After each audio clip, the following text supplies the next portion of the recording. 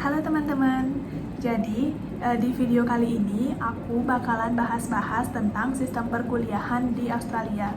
Mungkin dari teman-teman ada yang bertanya-tanya, sistem perkuliahan di Australia itu kayak gimana sih, belajarnya kayak gimana, kemudian kelasnya seperti apa, penilaiannya seperti apa, dan semua pokoknya aku sudah punya note di sini tentang apa aja yang mau aku bilang ke teman-teman. Dan untuk teman-teman yang pengen tahu tentang sistem perkuliahan di Australia, bedanya sama di Indonesia apa aja, plus minusnya apa, teman-teman bisa tonton videonya sampai akhir ya. Selamat menonton.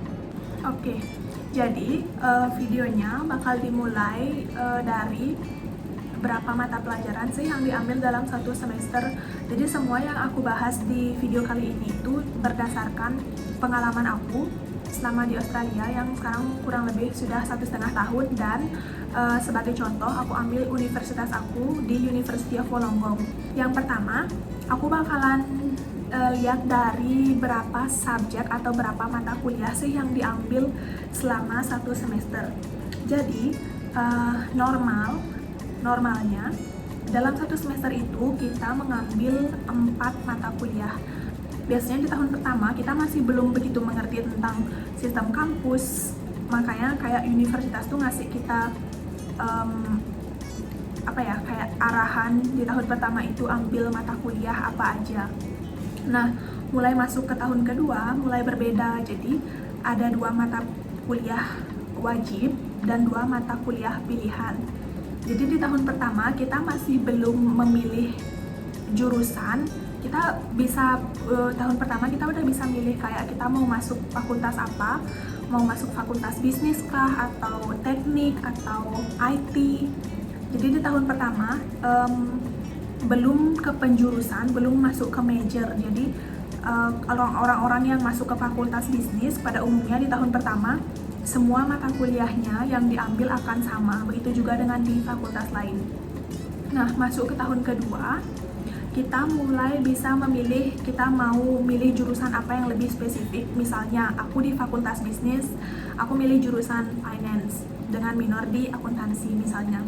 Jadi mulai dari sana bakalan ada spesifikasi mata pelajaran atau mata kuliah apa yang harus kita ambil gitu. Jadi antara fakultas bisnis di jurusan akuntansi dengan misalnya jurusan manajemen, itu mata kuliah yang diambil bakal berbeda sesuai dengan jurusan yang kita ambil. Nah, disinilah mulai ada 2 mata kuliah wajib dan 2 mata kuliah pilihan. Maksudnya itu seperti apa sih? Jadi mata kuliah wajib itu sudah ditentukan oleh universitas.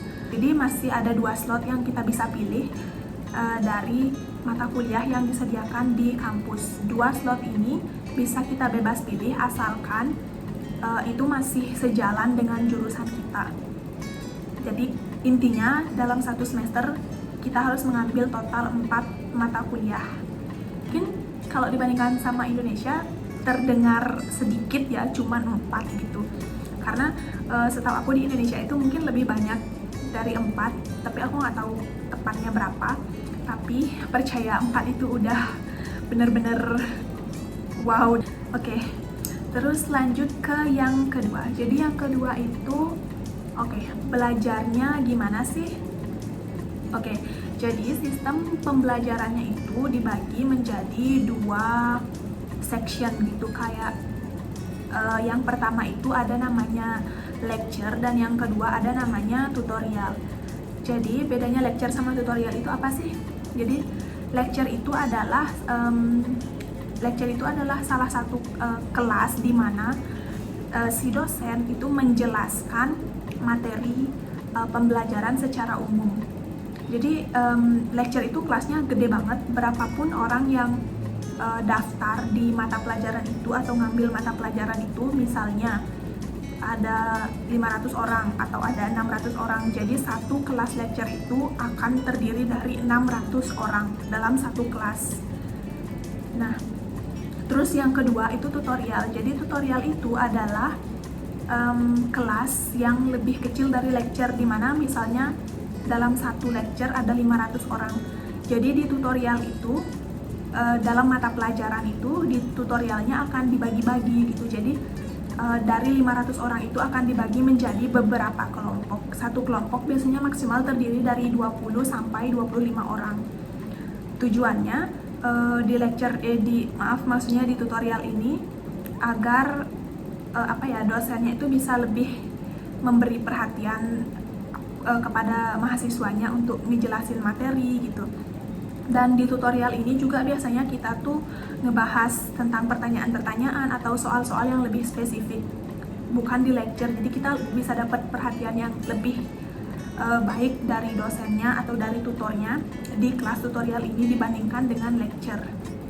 Nah, terus juga di tutorial itu kita wajib hadir, sedangkan di lecture itu tidak wajib hadir. Kenapa? Karena di lecture itu juga lecture-nya itu juga di-record, jadi ada lecture recording. Lecture recording ini bisa kita dengar atau bisa kita tonton melalui akun mahasiswa kita. Jadi setiap orang itu punya akun mahasiswa dan kita akan terdaftar di masing-masing mata kuliah yang kita ambil. Jadi kita bisa langsung aja ke sana ke tutorial atau ke kelas yang kita enroll itu. Nanti di sana bakal ada lecture recording, kita bisa dengerin di rumah atau dimanapun yang kita mau. Setiap minggu itu bakal selalu diupload.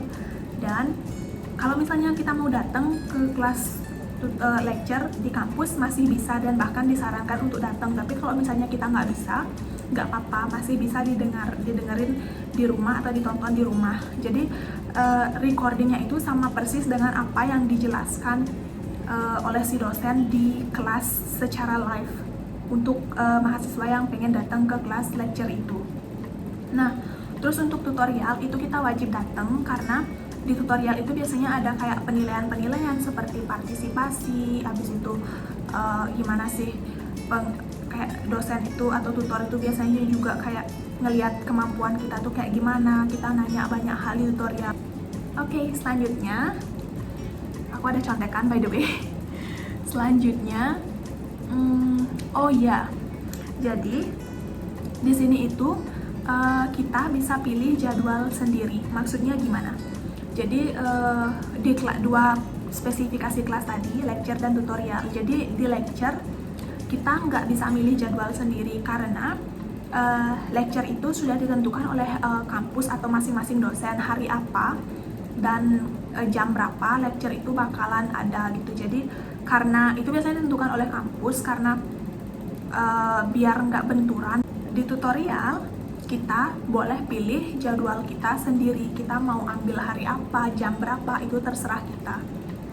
Jadi yang penting kita kayak pas masa-masa enrollment atau masa-masa pendaftaran milih jadwal di mata pelajaran itu, kita cepet-cepetan karena pemilihannya itu melalui online. Jadi bakal ada kayak beberapa pilihan, misalnya hari Senin jam sekian sampai sekian, terus Selasa sekian sampai sekian. Kita bisa lihat itu sebelum waktu pemilihannya, tapi kita belum bisa milih sampai waktu pemilihannya itu dibuka gitu.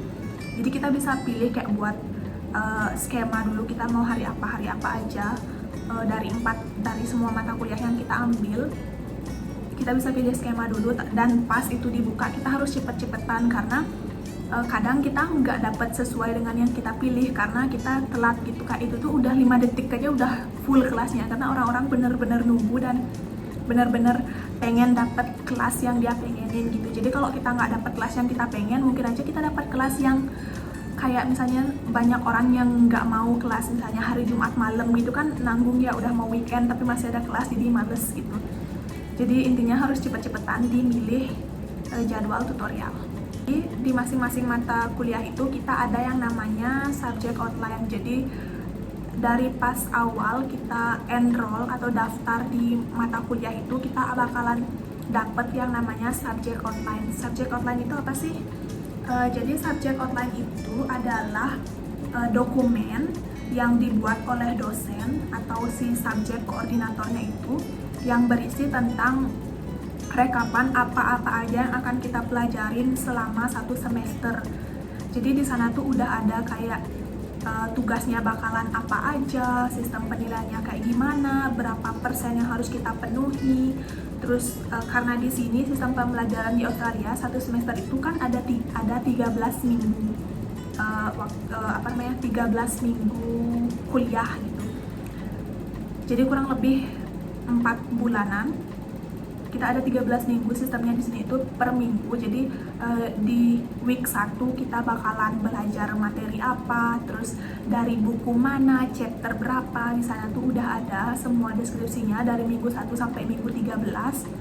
Kemudian tugas-tugasnya di mata pelajaran ini, tugas kita apa aja, misalnya ada tugas essay atau tugas paper, itu udah dijelasin bakal seperti apa dan due date-nya, kayak deadline-nya tuh di minggu keberapa. Kemudian nilai-nilai yang bakal diambil itu dari apa aja, misalnya partisipasi berapa persen, kemudian tugas berapa persen, ujiannya berapa persen, semuanya udah dijelasin di subject outline. Jadi kita walaupun kelasnya belum mulai, walaupun kita belum ketemu sama dosennya atau belum ketemu teman-teman, kalau kita baca subject outline kita udah tahu kayak bayangan ini subjeknya bakal seperti apa sih, kita bakal belajar apa aja ke depannya gitu. Jadi kita bisa kayak lebih prepare